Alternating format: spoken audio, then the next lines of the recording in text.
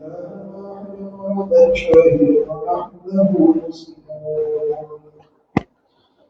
الله الرحمن الرحيم. السلام عليكم ورحمة الله وبركاته.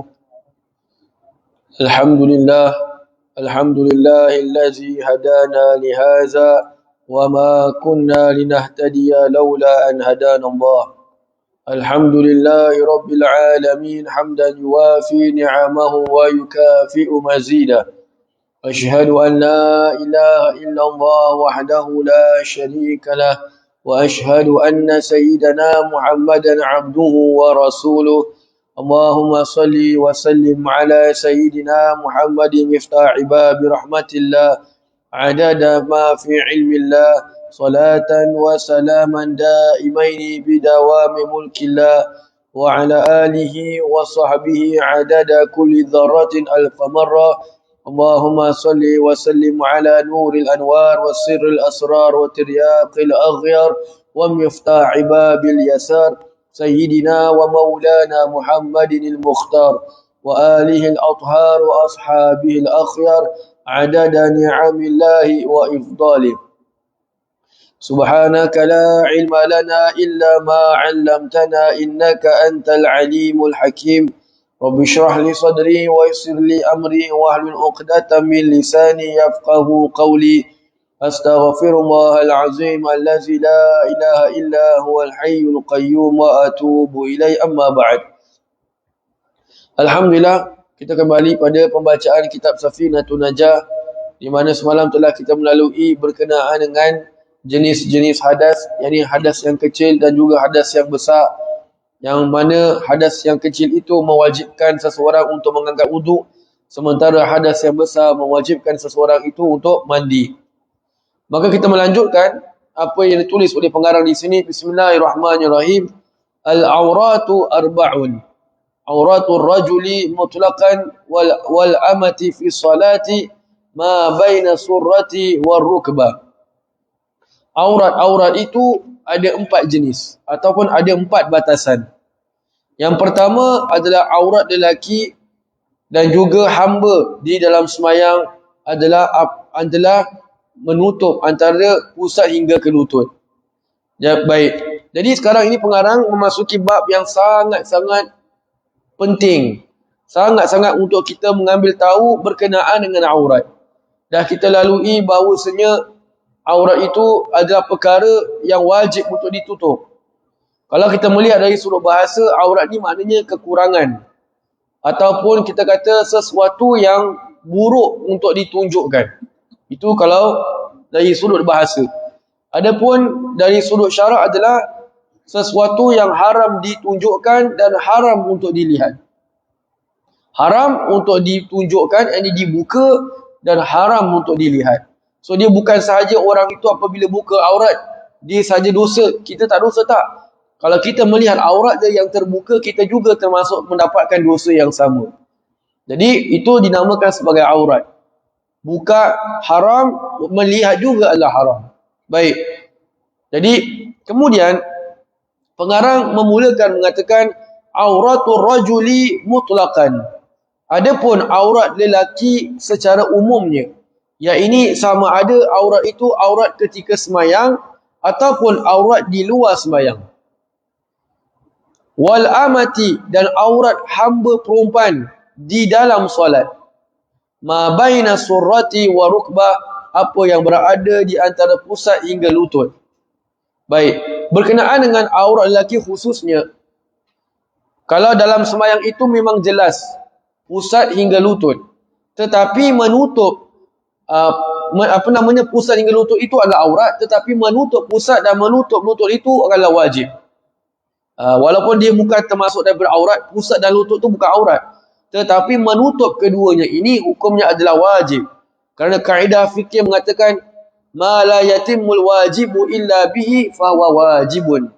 Sesuatu kewajipan yang tidak menjadi sempurna kecuali dengannya, maka ia juga termasuk hukum wajib. Umpamanya apabila kita angkat wudu, apabila kita mengatakan bahawasanya di antara rukun wudu itu adalah mencuci tangan hingga kepada siku. Jadi bermakna siku ni dia bukan termasuk daripada batasan yang ditetapkan. tetapi membasuh siku ni melebihkan hukum adalah wajib.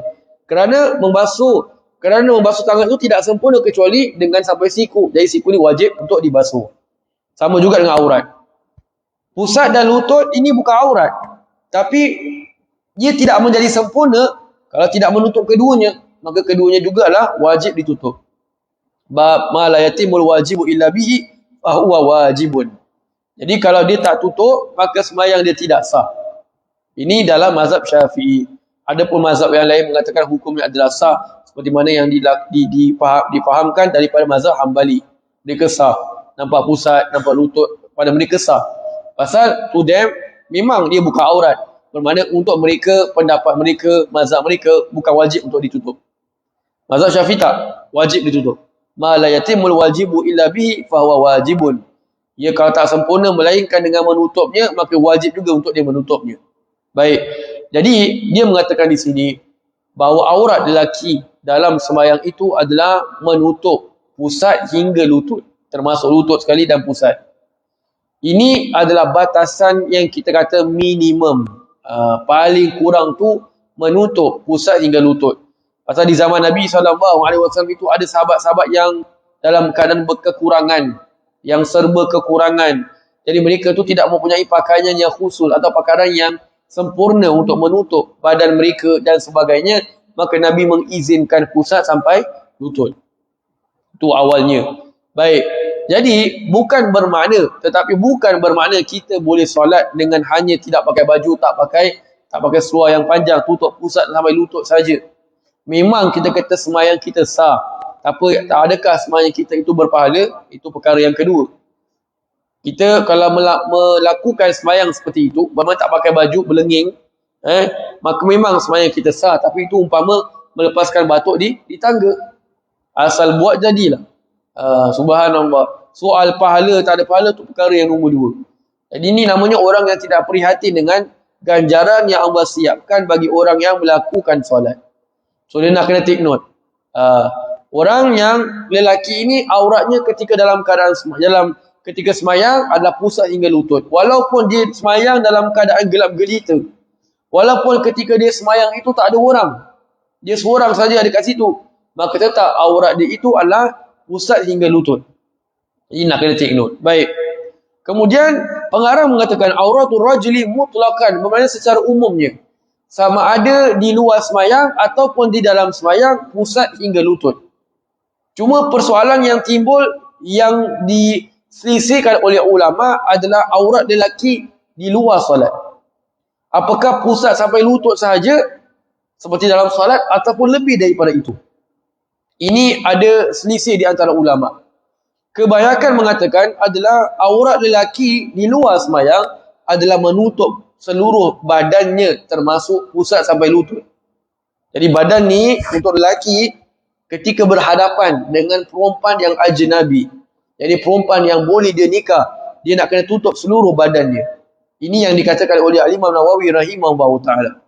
Seluruh tubuh badannya itu nak kena tutup.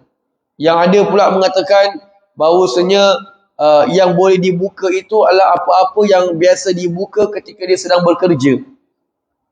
Nampak sedikit daripada lengan, bahu ni dan sebagainya. Dan ada pula mengatakan yang lagi ekstrim seluruh tubuh badannya kecuali kepala dan tangan. Kepala ni semua maknanya rambut dengan muka ni dan juga tangan dia semua. Ini saja yang boleh dilihat oleh perempuan yang ajnabi. Ataupun yang boleh ditunjukkan pada perempuan yang ajnabi. Selain daripada ini haram untuk dibuka. Jadi kita yang belajar ni kita dengar berbagai pendapat. Yang kata pusat sampai lutut, yang kata badan saja, yang kata maknanya badan ni sampai ke lutut lah. Yang kata selain daripada kepala dan juga tangan wajib ditutup. Ini kita boleh gabungkan ketiga-tiga pendapat ni untuk kita ambil jalan tengah. Maknanya apa? Kita jaga batasan badan kita daripada dilihat oleh perempuan-perempuan ajnabi. Ini yang selalu yang nak diperhatikan, especially bagi orang yang melakukan umrah. Pasal apa? Lelaki ni bila buat umrah, dia suka kibas-kibaskan kain ihram dia macam Batman. Dia buka. Dia ingat ni apa ada free show ke apa kat sini. Pak Haji tu pula tak cukur bulu ketiak setahun.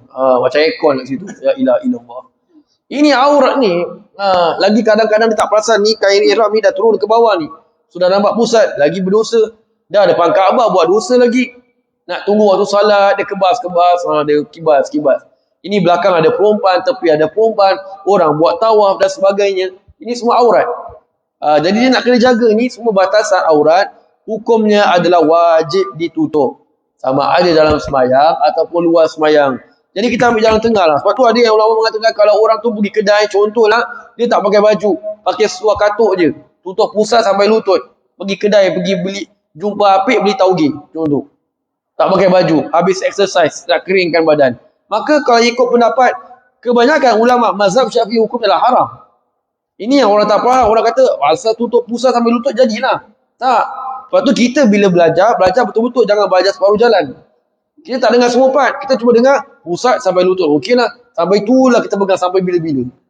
Yang sebenarnya itu kalau kita buka kitab yang besar, Imam Nawawi, kitab Mughni Muhtaj, kitab Tuhfatul Muhtaj, kitab Nihayatul Muhtaj, ini semua syarah-syarah bagi kitab Minhaj, kitab-kitab yang tinggi Imam Syirazi, kitab Muhazzab dan sebagainya. Kita akan nampak macam-macam pendapat ulama.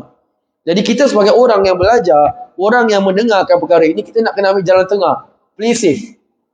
Adapun, let's say lah, letaklah pendapat yang sebenarnya betul, pusat sampai lutut. Apakah kita nak sanggup menggadaikan maruah kita dengan menunjukkan orang badan kita? Yang ada panau lah, bekas campak ada, bulu tak cukur, na'uzubillah, pusat berbulu, dada bulu, belakang bulu, Allah. Subhanallah. Jadi kita ni takkan tak ada rasa maruah sampai sanggup tunjul-tunjulkan kepada orang. Sidai kain, konon tolong isteri pergi keluar dengan kain, tak pakai baju, sidai kain kat luar. La ilaha illallah. Habis semua nyonya kat depan nampak, aci sebelah nampak, orang jilan brok depan nampak. Kan namanya maruah. Especially kalau orang itu orang yang belajar agama. Orang yang belajar agama ataupun orang yang mengajar agama, lagi-lagi dia nak kena jaga martabat diri dia. Orang kalau kita melihat pada tata tertib, etika orang-orang yang belajar agama, talibul ilmi bahasa Arabnya, dia ada banyak adat-adat dia nak kena jaga. Di antaranya tu dia tak boleh makan dekat luar. Tak boleh makan dekat restoran. Tak boleh makan dekat kedai kopi. Tak boleh. Nak kena jaga maruah dia. Kita ada nampak. Kita contohlah kita kat negeri kita ni, tiba-tiba dapat mufti makan dekat tepi kedai kopi. Ada? Tak ada. Presiden dah tak boleh cakap presiden. Pasal ni orang besar. Nak kena dihormati. Orang ni ada maruah. Kalau kita dulu, waktu saya belajar di Hadramaut dahulu, kalau kita ni being caught makan kat kedai kopi, kena panggil, kena warning. Makan apa? Makan jemput-jemput je. Minum air teh, makan jemput-jemput. Dah tu je. Pun kena warning. Tak boleh. Beli boleh tak apa. Makan kat situ ni. Makan kat situ. Kalau beli tu normal. Saya dulu kat Hadramaut sana, mufti kat sana pakai siput je pun, beli ikan, beli daging, beli sayur, mufti yang beli. Pasal untuk orang rumah. Subhanallah. Mufti sana Masya Allah. Subhanallah. Mufti kita pun Alhamdulillah, Subhanallah. Jadi balik pada tadi, orang yang, especially orang yang belajar agama, orang yang mengajar agama, dia ni ada etika, dia ada martabat, dia ada maruah. Sebab tu kalau kita melihat perjalanan orang-orang yang membawa hadis, satu kali dia being caught kencing berdiri, atau minum berdiri, atau minum di kedai kopi, atau makan di kedai kopi atau di tepi jalan, maka hadis yang dia bawa tu otomatik jadi dhaif terus. Satu kali je. Dia ni bawa hadis ni, gurunya syarat-syarat dia genap 6. Atau syarat-syarat sahih tu ada 6 syarat. Guru dia ada komplit. Tiba-tiba pada dia, hari tu dia lapar. Dia pun buka serban dia, letak tepi sekejap. Konon-konon orang tak nampak, dia pun makan nasi lemak. Contohlah. Zaman dulu lah, zaman kita tak ada. Kan, zaman dulu. Tiba-tiba ada ulama lain nampak, oh dia ni dah min. Okey, kena tulis. Nama kena scrap. Jadi hadis yang dibawa je, pas pada orang lain, otomatik jadi dhaif. Habis. Martabat ilmu tu sangat tinggi. Jadi kalau kita orang yang belajar agama, kalau kita ni keluar lah pergi jalan-jalan, tiba-tiba tak pakai baju, fikir 2 kali lah. Bukan nak kata ustaz, habis halal. Ia bukan pasal sudut halal ke haram. Sekarang ni sudut maruah. Orang yang beriman itu, dia jaga maruah dia. Jaga maruah dirinya, maruah keluarganya, maruah apa namanya ibu bapanya. Nama Islam tu dijaga, itu orang yang beriman. Jadi balik pada tadi, aurat tu lelaki, kita ambil jalan yang pretty safe lah. Jangan kita ambil pendapat yang sekadar tutup pusat dan lutut dah. Subhanallah. Wallahu a'lam bishawab. InsyaAllah kita akan sambung lagi membahaskan tentang aurat lelaki ini insyaAllah pada minggu hadapan insyaAllah. Itu salawat asli dan tasbih kafaratul majlis. Sallallahu alaihi wasallam. آمين آمين آمين يا رب العالمين. ربنا تقبل دعاءنا وأعمالنا وصلاتنا إنك أنت السميع العليم وتب علينا يا مولانا إنك أنت التواب الرحيم. دعواهم فيها سبحانك اللهم وتحيتهم فيها سلام وآخر دعواهم الحمد لله رب العالمين.